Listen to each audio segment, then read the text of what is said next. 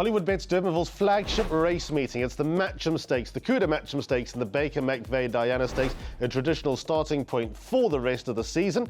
Just a reminder, it's bubbles and blossoms at Hollywoodbets Durbanville on Saturday as well. Now I'm joined with Brandon because we're going to do things a little bit differently. We're going to have a little bit of fun. But because it's a big race meeting and deserves the attention and deserves the spec that we're going to give it, we are going to perhaps add a little bit of magic to this. Brandon, thank you very much for stopping by. Yeah, thank you very much, Al. I think the punters will absolutely love what's going to be put on show at Hollywoodbets Durbanville on Saturday. I must say kudos to the entire Cape Racing team. I thought last week, Saturday, was a big hit.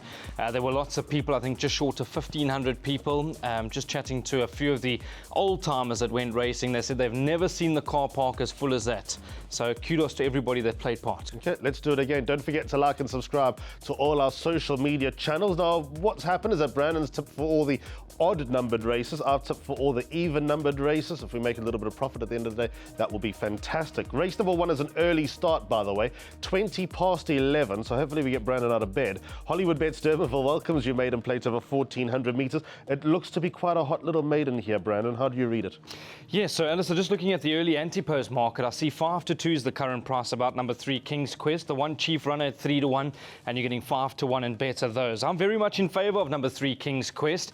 Big reminder to all our viewers, go on over to our YouTube channel. You'll be able to find the perfectly placed interviews that we were able to do during the course of the week, and we're fortunate enough to catch up with Candice Bass-Robinson. The yard think quite a bit of this 3-year-old son of Karari. I thought a very good run, third beaten, 8 lengths by Captain West. I'm not going to read into the margin too much. There's been 2 winners from that form line already. The fact that he steps up in trip from a good draw, Alistair, I think he's going to be a big runner. Apparently he's doing very well back at home. Domini Factor was a horse that ran behind King's Quest and came out and franked that form. So you're keen on him to open up, eh? Absolutely. 5-2, I think, is a decent price. The only danger for me would be number 1, Chief Runner. I don't know what to expect with these horses coming from Durban, but he's also doing very well according to Dean Canema. All right, so then we go to race number 2. Let's move along to race number 2. This will be the Taking the Reins Cape B Stakes for fillies and mares. It's over 1,250 metres. 11.50 is the off-time. Reminder, this is where the bar pot starts. Quick look at the market before we move along and chat to Alistair as to what he likes in race number 2. Number 2, Symphony in White, is at 13-10. Number 1, Kinda Wonderful, at 28-10.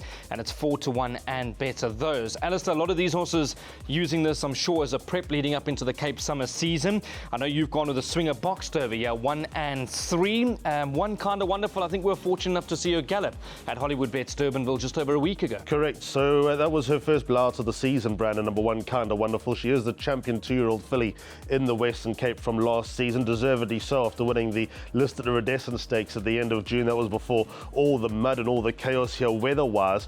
It's interesting because we all know that number 3 Southern Skies docks with Eric Sands here in Cape Town, trained by Mike and Adam Azzi. Richard Fourie takes the ride.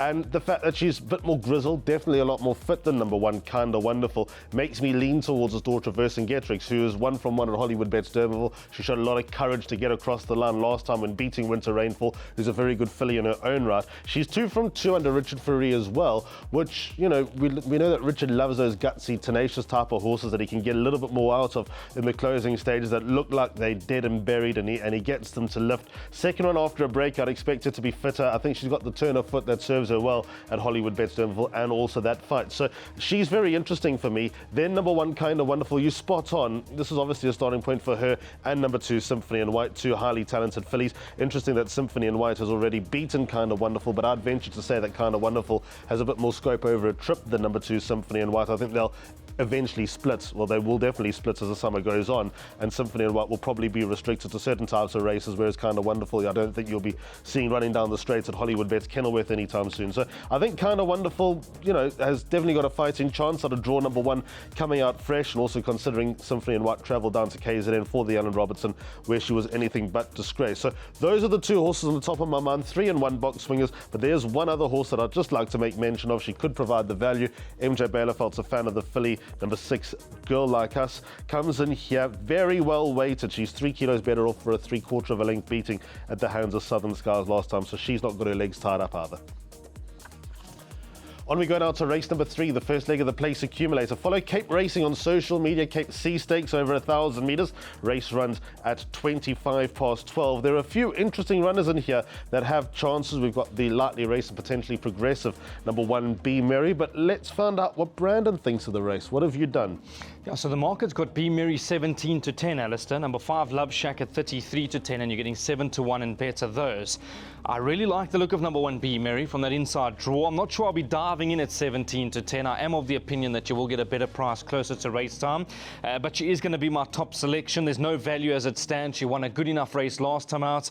Just going back to that run on the 31st of May, she ran against winners over there. I know Splice, the main race, has subsequently been a bit disappointing, but she looks progressive. Justin Snaith always thought quite a bit of her, and from a good draw, she'll be there for nothing.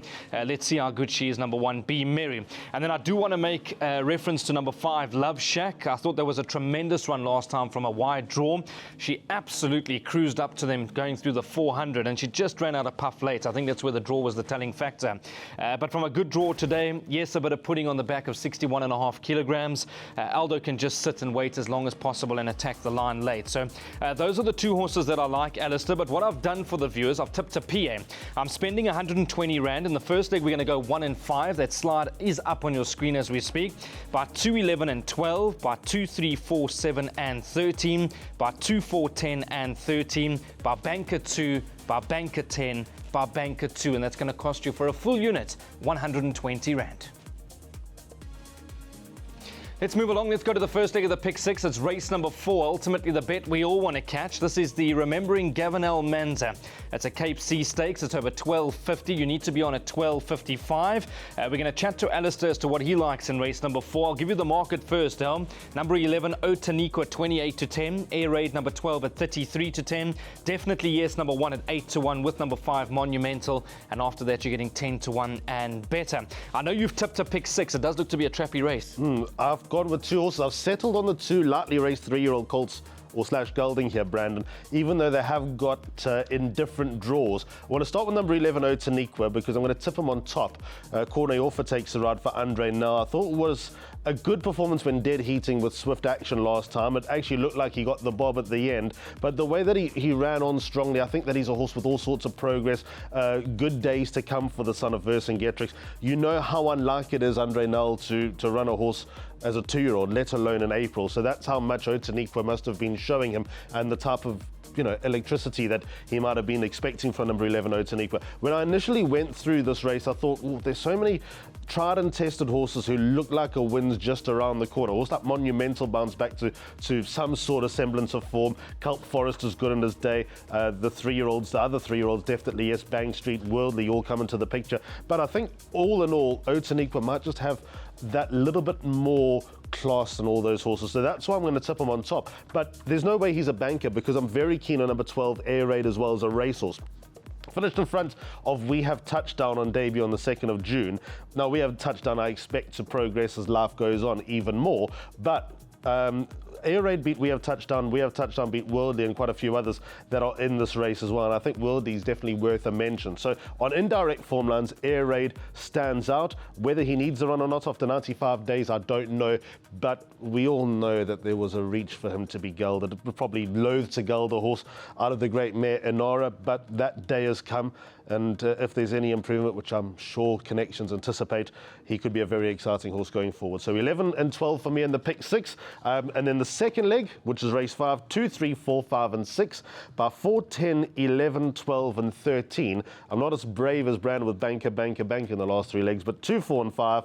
By 2, 4, 8 and 10. And then the final leg, which is race number 9, 2, 3, 5, 6, 8 and 12. That's quite a costly Pick 6, but I think you're going to have to play it like that to try and catch a bit, because I reckon it's going to pay some good money on the Saturday. Let's now move on to race number 5. Race Cape Power by Hollywoodbets Cape C Stakes. They go 2,000 metres. Brandon's got the indignity of finding a winner in this race. A field of 13 face the starter. Some of our good old friends are in here, Brandon. Ignatius, who hasn't won in 728 days. We keep falling for him. I wonder if he's on your radar. Sudden Storm, who needs literally the perfect ride to get across the line. And then quite a few that have been popping up on the radar, like Join the Dots as well. How do you read it? It's interesting that Join the Dots is your favourite here, Al, 3-1. Firefly Futuras at 6-1. You're getting 7-1 and better those. It's a wide open race. I have opted to go with a swinger, 2 and 13, so twice the master, and number 13, Mahandis. Alistair, I'm not going to bore the viewers because I think fairness, you have to go wide in your exotics. You can make a case for so many horses. Twice the master, done nothing wrong of late. Oswald Noach knows this horse very well with only 52.5 on the back. You've got to respect that individual from a good draw. Sudden Song, I was a bit disappointed with last time out. I did expect a bit better, but he was drawn wide on that occasion.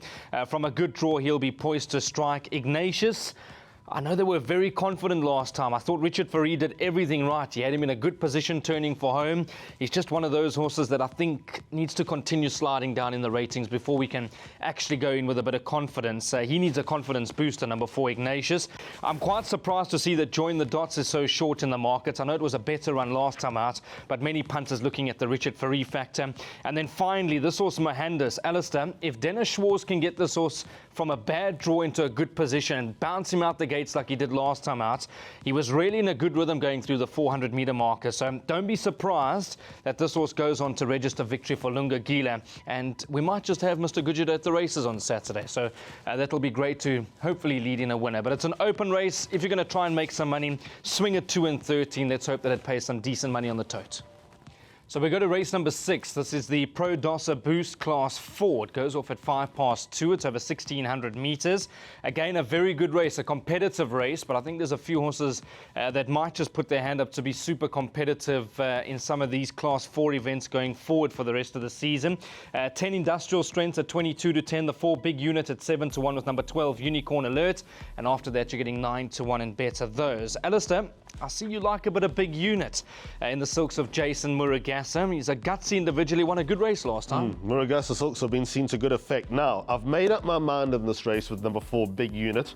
First and foremost, to turn over Radicchio at Hollywoodbets Durbanville is no mean feat. He grows an extra leg of the country course, does Radicchio. He's won more times there than not. And Big Unit beat him. I wouldn't say that he beat him well, but Big Unit really had to, drop a shoulder and drive and work hard to get the better of Radicchio, coming back from a layoff, coming back from being gelded as well. Now, interesting story. I was at Leopard Creek with Brett Crawford when this horse ran on the 11th of May, and he was confident of a big run. And the moment they crossed the line, he was disappointed and said, gelding. Told us all. When there were other trainers from around the country that were there, some great ones as well, and he said, I'm gelding that horse Big Unit, and you'll see a racehorse after being gelded. Well, he started on the right note. He comes out of that with a £2 penalty. He goes up an extra furlong, extra 200 metres, which I anticipate will suit. Stable jockey Louis Ott was having a wonderful time of things, whether he's riding here or up the road at Fairview. He's doing good things at the moment in the saddle, majority of which for Brett Crawford. And I think number 4, Big Unit, has a little bit left in the tank as far as rating is concerned, and I think that he can back up that win, especially with his biggest danger, and for me his only danger, number 10 Industrial Strength, being drawn a little bit deep in gate 10. I anticipate that he will come on with that last run, beating One Arm Bandit down in KZN. His first run to the Specialist obviously stands him in good stead. The Specialist could be anything. He's definitely feature race material. He's placed at grade 1 level, so that all looks good.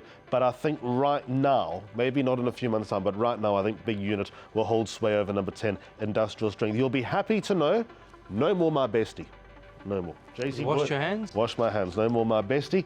When he wins, if he wins, the half-brother to Horse of the Year, Dave the King, it'll be without me on his back. He gets JC Boyce is making his first trip to the Western Cape to take the ride. I mean, I do respect Unicorn Alert and Shavut. They're reasonable horses. They'll always fit in at this level, but that draw's not going to be easy. So here we go. Big Unit to win race number 6.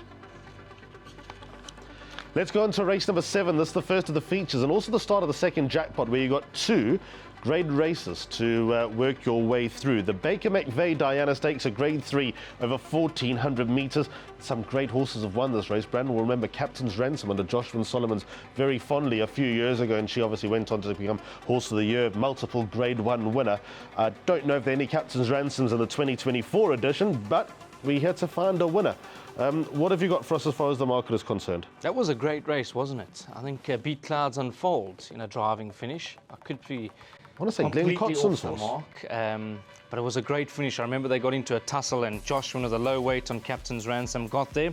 As you mentioned, I'm not sure there's a Captain's Ransom over here, but what I can tell you, there's no value 12 to 10, Gimme's Countess number 5. 4, Princess Izzy at 9 to 2. The 7, Rainbow Lorikeet at 13 to 2, and at 7 to 1 and better those. Alistair, I'm not saying that she can't win. This 3-year-old daughter of Gimme the Green Light. I think many punters were a little bit disappointed with her last performance.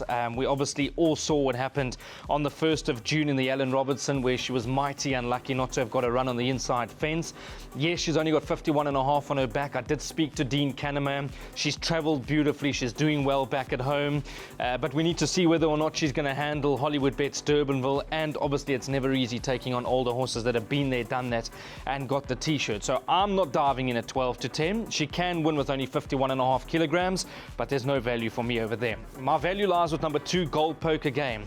I like this 5-year-old mare. I'm a little bit concerned that the 1400 might be on the short side, but Candace did confirm to me for those perfectly placed interviews that normally, when they've been freshened up, they can get away with it over 1,400 meters. So she'll be there for nothing. She's drawn 2. She's got a devastating turn of foot. I thought she was a bit unlucky at Fairview on the 30th of August. I'm not saying she goes on to beat Joy and Peace, but I was of the opinion that she should have gone closer. So I am going to lean at 7 to 1 with number 2, Gold Poker Game, and there's many others that we could make a case for. So what we're going to do is we're going to put up that jackpot slide. I've tipped a jackpot for the viewers. It starts now in race 7. It's jackpot 2. We're spending 480 rand. First leg, we're going 1, 2, 3, 4, 5, and 7. By 2, 4, 8, and 10. By 2, 5, 6, 11, and 12. And the last leg, 1, 2, 3, and 4. Let's go to race number 8. Cracking race. It's the Kuda Matcham Stakes. It's a grade 3 over 1,400 meters. The off time is 3:15, and wow, this is really a good renewal. I'm looking forward to it. The favourites, number 8, Gimme a Prince, who's coming back from well over a year layoff. 33 to 10 is the price. Number 4, At My Command at 7 to 2. 10 Questioning at 15 to 4, and at 7 to 1 and better those. Alistair, this is a cracking race. Absolutely. It always is the Kuda Matcham Stakes. Interestingly enough, we've got the horse who probably ran his career best. I know he's a Grade 1 winner. Sounds ridiculous, but he ran his career best when he was last seen. He's a full brother to the horse of the race earlier, that of course Gimme's Countess, and that is in the former number 8, Gimme a Prince. Now the first observation I made, Brandon and I have not compared notes. His jackpot 2 numbers are exactly the same as my pick 6 numbers for this race. So 2, 4, 8, and 10. But Gimme a Prince returns. He is by far the most interesting horse in the race. He is, after all, a Grade 1 winner. He's the only Grade 1 winner in the contest as number 8, Gimme a Prince. Craig Zaki takes the ride for Dean Canema. But how ready is he? What is his targets going to be? Is he going to have a tilt at the Lomaral Kings Plate where he might stretch over a mile? Will he come back to sprints like he won the Cape Flying Championship about 18 months ago? That's what he's capable of. But is this his cup final? Is this just a matter of him coming back, showing no ill effects after a year off, and after having a well-documented issue on the back of last year's Kuda Matcham Stakes? Best horse on the race, fresh horse, always a dangerous horse, respect, but there's obviously going to be plenty dangers. Number 10, Questioning's been teed up for this race. He's been prepped for this race by Vaughan Marshall. A good win, and dare I say, the prep run for this race at the start of the month. That was a Cape A Stakes when beating Silver Falcon. This is harder, but he's going to be a better horse for that. But 2 and 4, the 2 horses I really want to have a look at. I believe Zapatellis has got another feature in him. He won the World Sports Betting KZN Guineas as a 3-year-old at Hollywoodbets Durbanville. He was not gelded for a number of reasons. A, being a very well-bred, good-looking son of Master of My Fate. Now that he's been gelded, it looks like he's coming to hand. His first run back was excellent behind Questioning. I think he'll run closer to Questioning this time out. And number 4, At My Command. What a frustrating horse this is. The son of Korari. He's gone so close at Grade 1 level, and you can run him in bad company the next time, and he fails to get his head down and get it across the line. I think Richard's going to suit the son of Korari, and if he does build some confidence, he could be interesting going forward for the rest of the season. I don't think he's got a distance, to be honest. It does number 4, At My Command. I know most of his wins have come over 1,400 meters, but I think if there was a 1,300 around or 1,500 around, he'd probably be very effective. So my recommendation here is double floating quartet, 2 and 4 by the field, and hope that something like Montian, because it's not impossible Montian runs into the first 4, but hope that something at a big price runs into the first 4, builds that quartet dividend. The last race is a quartet of dreams, by the way, but here if you do get something at a big price in the top 4, then you're looking at a big dividend, because by virtue of what we've discussed through the jackpot and through the pick 6, it means that one of the fancied horses is going to go missing. So that's what I'm going to hinge my bets on in race number 8. Let's go on to race number 9 now, the Pinnacle Glass Cape B Stakes. They got 1,250 metres. This is a nice little race, this, because there's some totally untapped horses in here, some good speed machines in here, like Winter Rainfall, although she comes from well off the pace. She looks like she's turning into an accomplished sprinter. The lightly raced Mauritius Kestrel and Surge of Power, the consistent speed racer. What do you make of it, Brandon? Wide open again, Al. The market tells us number 5, Night Bombers, the favourite at 33-10. Number 11, Mauritius Kestrel at 9-2. The 2 Speed Racer at 5-1 with the filly Winter Rainfall, and after that it's 11-2 and better. Alistair, I'm not sure where to go in this particular race. Again, it's very trappy. It's the last leg of the pick 6 and the place accumulator. You're going to have to go wide to make sure that you survive. I'm tempted to lean towards number 2, Speed Racer. He gets a good draw. Last time he was drawn 10 out of 11 at Hollywoodbets Durbanville. I thought it was a cracking run. He had to go forward on that occasion, and he got snared on the post by Night Bomber, who's your favourite. I think from a good draw, Craig will probably just be sitting in behind the speed, and if he's good enough, he can go on and win a race of this nature at 5-1. Huge respect for number 5, Night Bomber. He's done nothing wrong. He absolutely thrives over the sprint trips. He's slowly starting to creep up in the ratings, which naturally means life's going to be a bit tougher for him. The filly's done nothing wrong. She ran a cracking second to Southern Skies. Let's see how Southern Skies goes a bit earlier on in the afternoon. There's other horses that you can also make reference to. Mauritius Kestrel, obviously a very nice 3-year-old. He's done nothing wrong. His recent form has been very good. I know he's been rested for 64 days. Had he been drawn better, something tells me that he might have been a bit shorter in the market. And then I did speak to Greg Enyon about Surge of Power. He was of the opinion that this horse has got quite a bit to do with the weights and from that draw and the rest as well. So wide open, Alistair. I'm saying if you're coming to race number 9 and you're asking me to go and back something at 5-1, we can't get hurt. Let's go and back number 2, Speed Racer. Let's go to the final race. It'll be race number 10. 16:25 is the off time. It's the Hollywoodbets Bright Future. It's a class 5 for fillies and mares over 12.50. I've left probably the most difficult race for Alistair to talk you through, where the favourites number 4, Veronique at 9-2, number 3, On Board at 5-1, 11-2, number 1, Becky Sharp, and at 6-1 and better those. Alistair, the floor is yours. Thanks.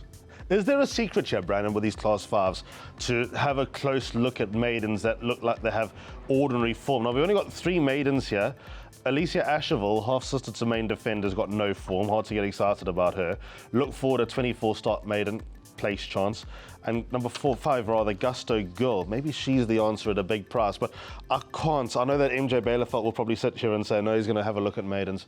I can't, not this time. I mean, generally, it's becoming more and more appealing to go with the maidens that could be totally under the radar and that have just found strong maidens as you get here in Cape Town. But I'm going to go with the form, but also recommend, again, a double floating quartet. I'm going to lead, though, with number 3, On Board. Cornet Offer takes her out for under an L. The draw's obviously a big benefit. She hasn't won in 464 days. That is a problem. But I liked her last run enough to easy money. She does mix her form. Her penultimate start was ordinary down the straight at Hollywoodbets Kenilworth. But I'd like to believe that she's better than that, because that looks more like the exception rather than the rule, the disappointing run. So number 3, On Board, I think at her best, she's bound to be right there. She's not a horse you can trust, but she automatically goes into the quartet. Then number 4, Veronique, who I thought ended up, not through any faults of Grand Fanico, ended up on the wrong side last time at Hollywoodbets Durbanville. That was when Fly Terry under Anthony Andrews threw caution to the wind, came hard up on the outside, and Veronique was looking for a way through, couldn't really get through. But interesting, Grant retains the ride, so he's back on number 4, Veronique, who again doesn't win often. 724 days, but Greg Enyon with these, I'm going to put in inverted commas, battlers, is very, very good. He's shrewd. He keeps them on the boil, and even though they're limited, they continue to earn for Greg. That's why they're still in the yard. So I think number 4, Veronique, is going to earn again without getting too excited about her chances, because you can't, but I think that she's bound to be right there. So again, I'm going to go with a quartet. This is the ultimate quartet, because you are going to get a horse at 20-1 or even bigger running into the first 4. That's just the way the race is set up. So quartet, double float, 3 and 4 by the field, and you'll hear me, Brandon's calling thankfully, but you might be able to hear me screaming home something like Look Forward to get into the top 4, Si Veloce, something at a huge price to get into the top 4. Make that quartet good and then shout in the Springboks to win the Rugby Championship up in Nelspruit. And for what it's worth, Alistair, just before we say goodbye to the viewers, I know as a former agent of Grant Van Niekerk a long time ago, Grant begged Greg to run this horse in this race. He was of the opinion it's the perfect race, good draw, and he did give Greg a bit of confidence in saying that she'll go very close to winning. So there we go, 9-2, a decent price. I don't know if that's good to know.